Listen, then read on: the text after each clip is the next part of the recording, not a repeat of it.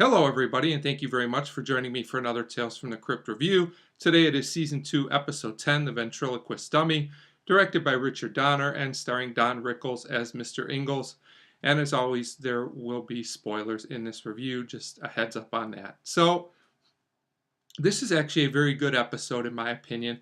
I have a few little issues with it here and there, but overall this is a very good example of Tales from the Crypt when it works really well with a nice mix of horror and humor.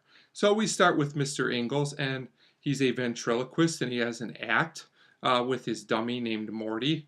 And also notable here, as we get to see him do his act, is that there's a kid named Billy watching him, which will come into play very soon. It's also notable that after the show, there's a girl that Mr. Ingalls is scheduled to have a date with. And when he tries to break it off, you can also see that he's kind of upset for some reason. Also, during this time, we learn that there is a fire, which will be important in the scenes to come. More on that in a little bit. So we go 15 years into the future. We get a big jump, and Billy, the kid from earlier, is now an adult. And he has a dummy of his own. You can tell he wants to be a ventriloquist. And he decides to go visit Mr. Ingalls, pay him a visit. And Mr. Ingalls is at this point a crabbier, older gentleman. And we learn that what happened was the girl passed away in the fire, and Mr. Ingalls was also injured, and supposedly he lost his right hand, meaning he couldn't do his act anymore, and had to retire. More on that in a little bit. So Billy asked Mr. Ingalls, who is his hero, to come see him because there's going to be some kind of amateur night. He wants Ingalls' opinion on his performance, and he tells Billy maybe. This is a well-done scene that actually does give us some characterization and insight into both characters, and I thought it was well done. So the next night, Ingalls does come by and Billy performs, and to be nice, I'll say it does not go well. Actually, it's really, really bad. It's pretty close to a disaster. I guess that's the only way to say it. Mr. Ingalls is at the bar, and he talks to Billy and tells him maybe you want to consider doing something else for a living. And, Ingalls tells him kind of in a nice way that he really wasn't very good at all. And at this point, it's also notable when Billy leaves that Mr. Ingalls' hand is moving, the one that he lost. And there's also a girl at the bar who showed interest in Mr. Ingalls earlier. And we learn very soon after this that the girl has passed away. She was somehow killed.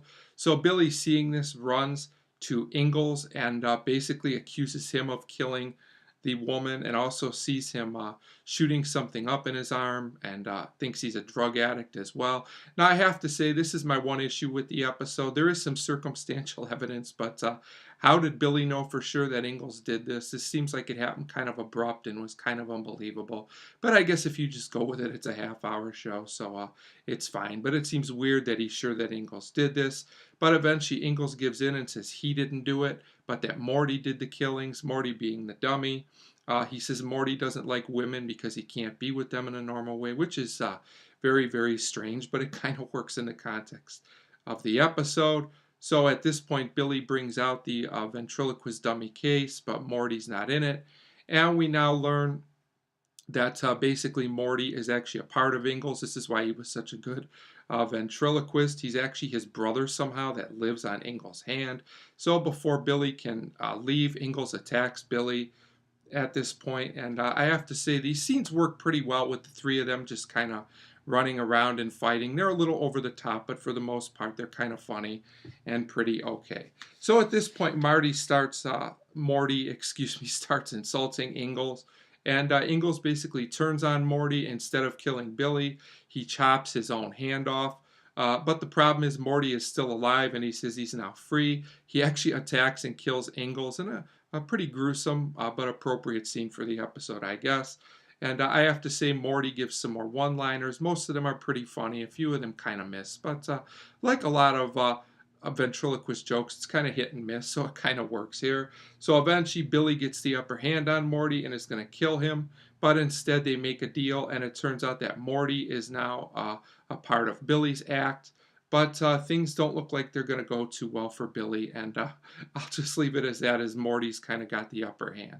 So I guess Morty comes out as the winner here, kind of, and for Mr. Ingalls and Billy, things don't work out too well. So overall, the ventriloquist dummy does a good job of mixing horror and comedy. A few parts do miss here and there, and the revelation of Billy knowing that Mr. Ingalls did it. It is a little too abrupt and doesn't totally work for me. But overall, this is an excellent episode that shows what Tales from the Crypt is very good at, a nice blend of horror and humor.